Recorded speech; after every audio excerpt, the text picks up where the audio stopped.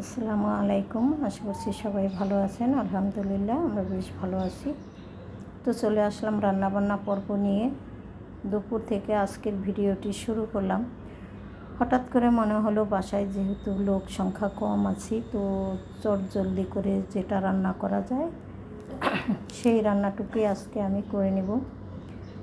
তো ভেবেছিলাম গতকালকে যে একটু চিকেন বিরিয়ানি রান্না করব, তা তো আর হয়নি। ভাবলাম আজকে দুপুরবেলাতে এই রান্নাটা করে নিই।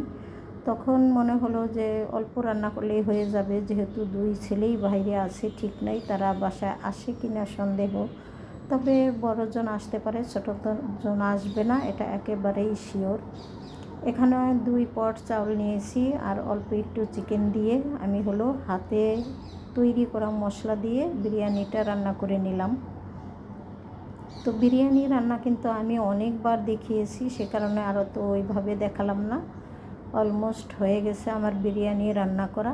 আজকে আর দুপুরবেলা বিভিন্ন রকমের ঝামেলা করব না, একেবারে সিম্পল ওয়েতে, একবারে সিম্পলভাবে রান্না করে নিলাম বিরিয়ানি। যাই হোক, খাওয়া দাওয়া শেষ হয়ে গেছে আমাদের। এই তো দুপুরবেলা খাওয়া দাওয়া করে বিকেলবেলা আর কোনো কিছুই করছিলাম না। এখন চলে আসলাম ডাইরেক্ট রাতের বেলা। যেহেতু দুপুরবেলা বিরিয়ানি খাওয়া হয়েছে, আমার কর্তামশাইয়ের আবার কিন্তু একেবারে বিরিয়ানি বা এই ধরনের খাবার মোটেও পছন্দ না। তিনি শাক সবজি ভাজি ভর্তা বা ছোটো মাছ এসব হলেই পছন্দ করে। তো ভাতটা রাতের জন্য হয়ে গেছে, তার পাশাপাশি আমি কিন্তু আগের রান্না করা ডালটা গরম করে নিলাম। কারণ দুপুরে যেহেতু বিরিয়ানি খেয়েছি, এই খাবার আর মোটেও মুখে দেবে না আমার কর্তামশাই। যাই হোক, তার জন্য এখন আমাকে আবার রান্না করে নিতে হবে। আর যদি সে খাবারটা খেত তাহলে আর রাতে রান্না না করলেও চলতো। যাই হোক, যেহেতু পাতলা ডাল রয়ে গেছে, তো মিষ্টি কুমড়া ভাজি, পাতলা ডাল মিষ্টি কুমড়া ভাজি দিয়ে খেতে ভীষণ পছন্দ করে। তো সে কারণে একটু মিষ্টি কুমড়া নতুন করে ভাজি করে নিলাম, আর ডিম ভাজা করে রেখে দেব। তো মিষ্টি কুমড়া রান্না করতে তো আর অত বেশি একটা সময় লাগে না, সবাই জানেন। তো এখানে মিষ্টি কুমড়া ভাজিটা আমার হয়ে গেছে। রাতের জন্য মোটামুটিভাবে একদম প্রিপারেশন নিয়ে রাখবো। আর আপনারা সবাই জানেন আমরা কিন্তু সন্ধ্যা রাত্রে ভাত আমাদের খাওয়া হয় না। খাবার খেতে খেতে আমাদের কিন্তু একেবারে 10টা 11টা 12টা বেজে যায়। তো আমি রান্না করে যেহেতু রেডি করে রেখেছি, তো ডাইনিংয়ে নিব না, যেহেতু ওখানে ফ্যান চলে, সে কারণে আমি কিন্তু রান্নাঘরেই সুন্দর করে খাবারগুলো ঢেকে রেখে দেব। আর বিরিয়ানি তো রয়ে গেছে, যে খায় খাবে, না খেলে নাই। তো চলে আসলাম পরের দিন সকালবেলা। এই তো দেখতেই পাচ্ছেন, সকাল কিন্তু কেটে গিয়েছে, হেলায় ফেলায় নাস্তা করে নিয়েছি। তো হালকা পাতলা একটু বাজারে গিয়েছিল, যে পাবদা মাছ আর সেই সাথে ছোট চিংড়ি এনেছে। তো এই চিংড়িগুলো কিন্তু আমাদের খেতে কিন্তু ভীষণ পছন্দ করি। আর সবাই জানেন ছোট চিংড়ি খুবই উপকারী একটা মাছ। যেমন ধরেন ভাজি, করলা ভাজি, আপনি লাউ ভাজি, যে কোনো ভাজির ভিতরে দিবেন, ভেন্ডি ভাজি খুবই সুস্বাদু হয়। তো বিশেষ করে সেরকমভাবে আনা হয়েছে। আর আমি কুচো চিংড়ি ভর্তা খাবো, সেজন্য আনিয়েছি। যাই হোক, আমি আর কি বাজার এনেছে একটুখানি আপনাদের সাথে শেয়ার করি। এখানে কয়েকটা টমেটো, আর শসা, আর এনেছে লেবু। এগুলো গুছিয়ে রেখে আমি চলে যাব আমার কাজে। তো 2-3 দিন আগে আসলে কদবেল এনেছে, বেলগুলো কিছুই করা হচ্ছিল না। ভেবেছিলাম পেকে গেছে, একটা বেল পেকে কিন্তু নষ্ট হয়ে গেছে। সে কারণে আমি কিন্তু আরও 2টা বেল ভেঙে নিলাম, কিন্তু বেলগুলো সবই কাঁচা। বেল আরও পরে পাকবে। তো কি আর করার, চেয়েছিলাম কাজ শুরু করার আগে বেল ভর্তা করে খেয়ে তারপরেই কাজ শুরু করব, কিন্তু তা তো আর হলো না। তো কি আর করার, জলদি করে চলে আসলাম আবার কাজ গুছিয়ে নেওয়ার জন্য। এদিক থেকে আমি কিন্তু অফ ক্যামেরাতে সমস্ত মাছ ধুয়ে পরিষ্কার করে নিয়েছি, সেই সাথে পাবদা মাছগুলো অফ ক্যামেরাতে কেটেও নিয়েছি। তবে পাবদা মাছগুলো ফিনিশিং ধোয়া কিন্তু আমি দেইনি, কিছুটা ধুয়ে রেখে দিলাম।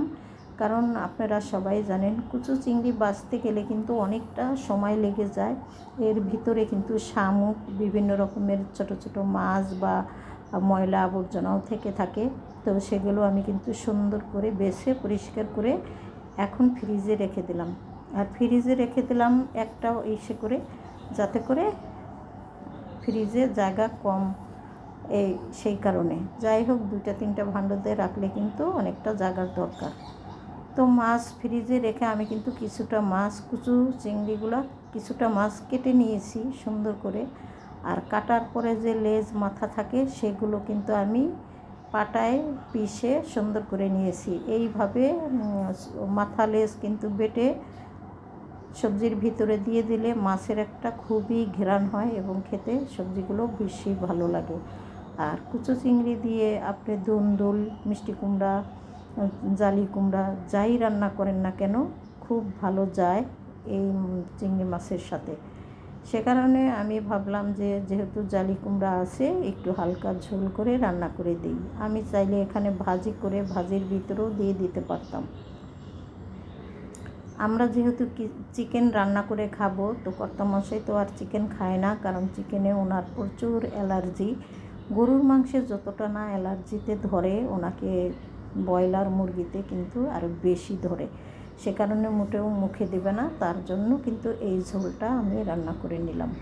আর যদি আমি ভাজি করতাম তাহলে আমাকে আবার নতুন করে ডাল রান্না করতে হতো। তো একটু চালাকি করে ঝোল করে রান্না করে দিলাম। চালাকি না, এটা ঠিক। আসলে 3-4 রকম রান্না করতে কিন্তু অনেকটা সময় লেগে যায়, আর প্রচণ্ড গরম পড়ছে, আপনারা সবাই জানেন। সে কারণে একটু এইভাবেই রান্না করে দিলাম, যাতে করে খাওয়াও হয়ে যায়, আবারও রান্নাও তাড়াতাড়ি হয়ে গেল। যাই হোক, এখানে আমি চিকেনটা বসিয়ে দিয়েছি, আর আরেক চুলাতে চিংড়ি মাছের ঝোলটা হয়েতে থাক। তো রান্নাবান্না তো শেষ হয়ে গেছে, তো দেখতেই পাচ্ছেন কত সুন্দর হয়েছে কালার। আর এখন বাসায় খাওয়ার মতো কেউ নেই, শুধু আমি এবং আমার সাহেব একসঙ্গে বসে খেয়ে নেব। তো দুপুরবেলার খাবার দাবার শেষ করি, তারপরে আবার আপনাদের সাথে কথা বলবো পরে। তো এই তো চলে এসেছে বাসায় খাবার খেতে। তো খাওয়া দাওয়া শেষ করে নিয়েছি আমরা দুজন। তারপরে কিন্তু সাহেব চলে গেছে তার কাজের স্থানে, আর আমি হলো আপনাদের সাথে একটু শেয়ার করতে আসলাম যে রান্নাবান্নার আগে কিন্তু আমি আরও কিছু কাজ করেছি। এই তো দেখতেই পাচ্ছেন বারান্দাতে বেশ কিছু কাপড় ধোয়া, এটাও কিন্তু আমি আজকেই ধুয়েছি।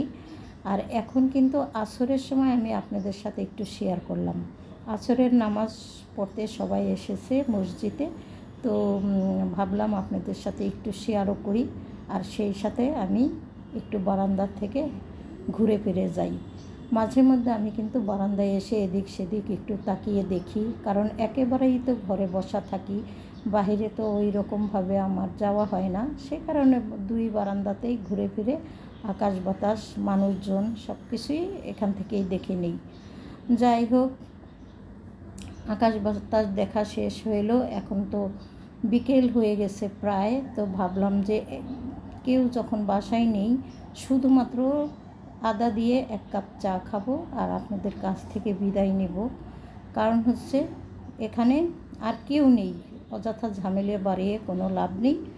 ভুল ত্রুটি সবাই ক্ষমা সুন্দর দৃষ্টিতে দেখবেন, আর সেই সাথে লাইক কমেন্ট শেয়ার করে দিবেন, সাবস্ক্রাইব করে আমার পাশে থাকবেন আশা করছি। তো বিদায় নিয়ে নিই সবার কাছ থেকে। আল্লাহ হাফেজ, আসসালামু আলাইকুম।